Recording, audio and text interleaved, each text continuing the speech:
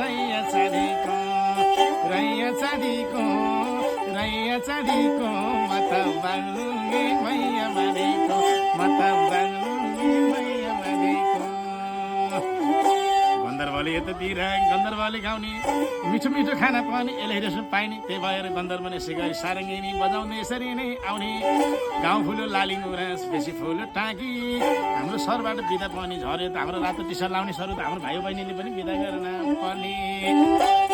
धेरै बेरमा छैन भुल्नलाई अन्त पनि जान छ घुम्नलाई। रैया चाँदीको म त बाङ्लुङ्गे